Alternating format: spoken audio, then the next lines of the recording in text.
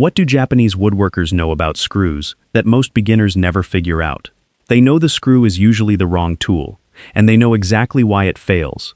And that one piece of understanding is the difference between furniture that lasts 100 years and a joint that works loose by next winter. I have run a garage shop for more than 25 years, and I built the first half of them the way most of us start, by reaching for a screw to solve every problem. Two boards need to join. Drive a screw. Something feels loose. Drive another screw. It took me years and a lot of split boards and cracked panels to understand what Japanese carpenters have known for centuries, which is not a secret screw trick. It is the opposite. It is knowing when a screw has no business being in the joint at all. Stay with me to the end, because I am going to show you the joint they use instead, one that gets tighter over time instead of looser, with no metal in it anywhere. And right in the middle is the reason your screwed-together projects crack in the winter and loosen in the summer, which is a thing almost nobody explains to a beginner before it ruins a piece. If you have ever tightened the same wobbly screw twice and watched it go loose again, this whole video is about why that keeps happening, and it is not you. Start with the thing that has to click first, because everything else follows from it. Wood moves, a screw does not. That sentence is the whole video, so let me slow down on it. Wood is not a dead, stable material like steel or plastic. It is more like a bundle of straws that soaks up moisture from humid summer air and swells, then gives that moisture back in dry winter heat and shrinks. And it does that every single year, forever, long after the tree is gone and the board is furniture. And the part that matters is this. Wood barely moves along its length, but it moves a lot across its width. A board 12 inches wide, about the length of a sheet of paper, can swell and shrink close to a 1/4 inch across that width, between a damp summer and a dry, heated winter, which is the gap of 2 stacked quarters. That is not a rounding error. That is a visible, joint-cracking amount of movement. The Forest Products Laboratory, the Federal Wood Research Lab, has measured this for decades, and the numbers are not small. A wide oak board can move even more than that 1/4 inch. Which way and how much depends on the species and how the board was sawn, but the direction of the lesson never changes. Across the width, wood moves, and it moves enough to tear a joint apart. Picture a screw sitting in the middle of that moving wood. The screw is steel. It does not swell and shrink with the seasons, and it holds whatever it is threaded into, locked in one fixed spot. When the wood around it wants to move a 1/4 inch, and the screw says no, something has to give. Either the wood cracks, splitting right along the grain from the tension, or the screw slowly crushes and wallows out the fibers around it, until the hole is loose and the screw no longer holds. That is the whole tragedy of screwing solid wood the wrong way. You have pinned a living, moving thing in place, with a rigid metal spike, and the wood will win the fight eventually, by cracking or by loosening. You have seen both endings without knowing the cause. The drawer front that developed a hairline split above a screw. The door that used to close clean and now sags because its screwed joint gave up. The shelf that pulled loose no matter how you retightened it. Every one of those is the same story. Wood that moved against metal that would not. Japanese woodworkers understood this so deeply that they built an entire tradition around not fighting the wood in the first place. This is the reason your projects fail in the seasons, the thing I promised you. A tabletop screwed down tight to its base along the grain looks perfect in the shop. Then the first winter comes. The whole top shrinks across its width, and because you screwed it solid at both edges, it cannot move, so it splits down the middle with a crack you could lose a coin in. It happened to me on an oak coffee table I was proud of. Built it in a humid summer, screwed the top down hard to the frame at all 4 corners and along both rails, felt like a tank. By February, with the heat running and the house dry, that top cracked right down the field with a pop I heard from the next room. The wood shrank, the screws would not let it, and the wood did what wood does. It tore itself apart rather than lose to a screw. You did not build it badly. You built it like the wood was not going to move, and the wood always moves. Sit with that a second, because it reframes every failure you have blamed on yourself. It was not sloppy work. It was pinning wood that needed to breathe. The screw also has problems that have nothing to do with movement, and Japanese woodworkers avoided all of them too. A screw is a wedge with threads, and when you drive it into solid wood near an end or an edge, it acts like a tiny splitting wedge and can crack the board right there, especially in hard, brittle woods like oak. A screw driven into end grain, the raw end of a board where the fibers run away from you like a bundle of straws seen end on, barely holds at all, because the threads are just spreading those straws apart instead of biting across them. And steel screws left in oak or other woods high in tannin react with the tannin and moisture and leave an ugly black stain bleeding into the grain around every screw. I found that one out on a white oak bench I left in a damp garage. Came back to black halos around every screw head that no sanding would fully lift. Split, poor grip, and a stain. The traditional builders looked at all of that and decided the metal fastener was more trouble than it was worth for fine work. You have probably lived this without naming it. The chair that starts rocking and you keep tightening the screws, and it holds for a month and goes loose again. I built a set of chairs early on and screwed the seat rails to the legs. No joinery, just long screws.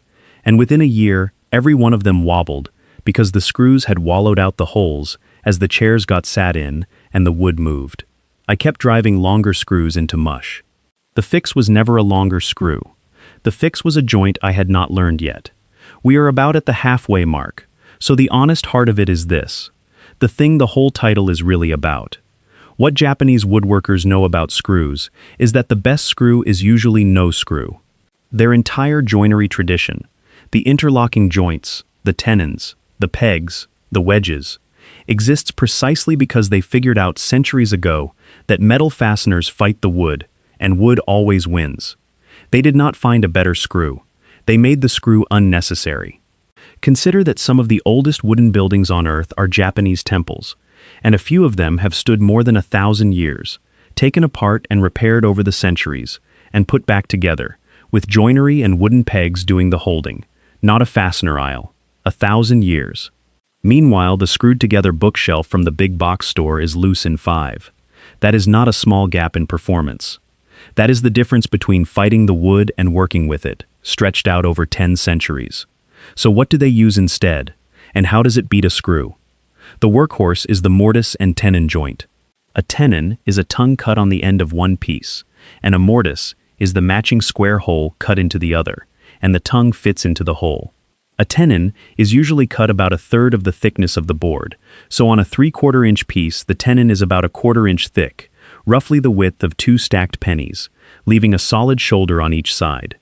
Glue alone in a good mortise and tenon is already stronger than the wood around it, because you are gluing long grain to long grain over a big surface, which is the one gluing situation where the bond truly holds.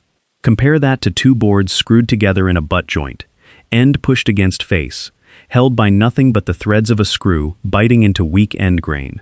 The mortise and tenon wins by a mile before you have added a single peg. But the Japanese and the old timber framers took it further with a trick that turns that joint into something a screw cannot touch. And this is the joint I promised you at the start. It is called draw boring. Here is how draw boring works, and why it is beautiful. You cut your mortise and tenon so they fit. Then you drill a peg hole through the 2 cheeks of the mortise, the 2 walls of the square hole. You assemble the joint and mark where that hole lands on the tenon. Then, and this is the whole trick, you drill the hole in the tenon just slightly closer to the shoulder of the joint, offset by a small amount, maybe a 1/16 of an inch, about the thickness of a dime. The holes do not quite line up now.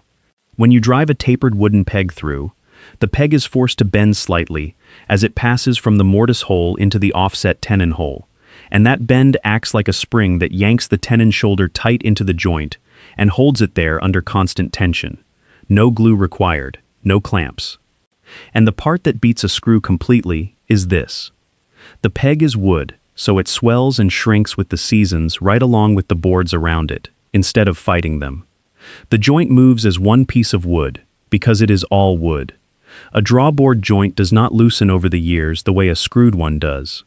If anything, it settles in tighter. There is a reason for that, and it is worth understanding. That bent peg is under permanent spring tension, always pulling the shoulder home, so as the wood breathes across the seasons, the peg keeps taking up any tiny slack instead of letting it turn into a wobble. A screw has no spring in it. Once the hole wallows out a hair, that slack is there forever, and only grows. The peg self-corrects. The screw only ever gets worse. There are timber frame buildings held together entirely with drawboard joints and wooden pegs that have stood for centuries, through every season the climate could throw at them, with not one piece of metal in the frame. That is the same drawbar idea I have brought up in earlier videos, and it is worth seeing why the old timber framers and the Japanese both landed on it independently. When the strongest thing you have is a wooden peg and the wood itself, you learn to make the wood do the holding. Chris Schwartz and the folks at Lost Art Press have written whole books on drawboard joinery for exactly this reason, because a peg joint outlives a glued or screwed one. Keep the offset small, that 1/16 of an inch, about the thickness of a dime. Go bigger, an eighth or more, and you either cannot drive the peg through the sharp bend, or you snap the tenon trying. A small offset pulls hard. A big one breaks things. Think about what that means next to a screw. The screw starts at its strongest the day you drive it, and gets weaker every year as the wood works against it. The drawboard peg starts strong and stays strong, because it is part of the wood, not at war with it. One is fighting the seasons. The other is riding along with them. That is the entire difference in philosophy between grabbing a screw and cutting a joint, and it is what a beginner does not yet understand when he reaches for the drill. And the peg itself is not just a dowel from the hardware store. Traditionally, you split it out of the same or a tougher species, so the grain runs straight and strong along its length with no weak spots, and you shave it with a knife to a slight taper, and often 8 sides rather than a perfect round, so it cuts its own path and grips as it goes in. A common peg is around 3/8 of an inch across, about the width of a pencil, and split rather than sawn so the grain never runs out the side.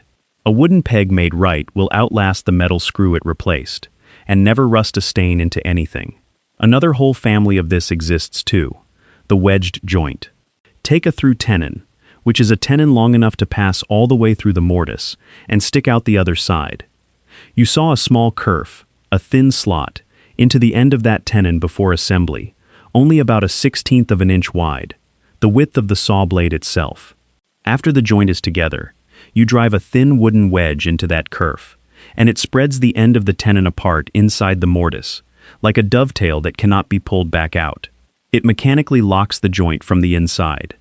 That is how a Japanese bath stool, the furo isu I have talked about before, or a solid workbench, stays rock solid for decades of hard use, with no fastener, just a tenon and a wedge, both made of wood, both moving with the seasons together.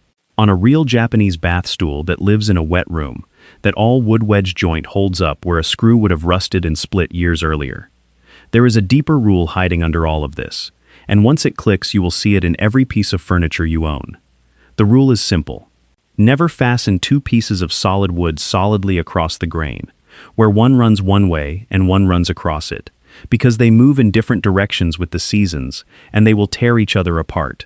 This is exactly why a good cutting board, or a tabletop with a breadboard end, that strip of wood capping the end of a panel running crossways, is never glued solid across its whole length.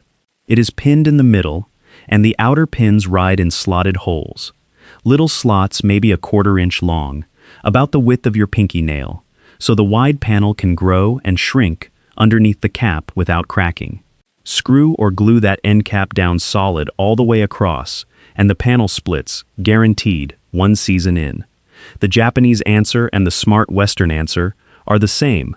Let the parts move independently, and never trust a screw to hold across the grain. I am not going to sit here and tell you to never touch a screw again, because that would be dishonest, and a screw has its place. Let me be straight about when the screw actually is the right call, because knowing that is also part of what the good woodworkers understand.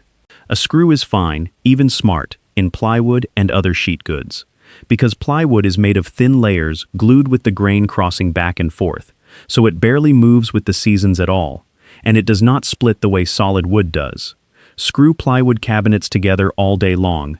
That is the right tool for that material. A screw is fine for something you want to be able to take apart later. A knockdown joint, which is why flat-pack furniture and shop cabinets use screws and special knockdown hardware on purpose. A screw is fine where it is hidden, and the load is light and the wood is stable, like fastening a cabinet back or a cleat. The knowledge is not that screws are evil.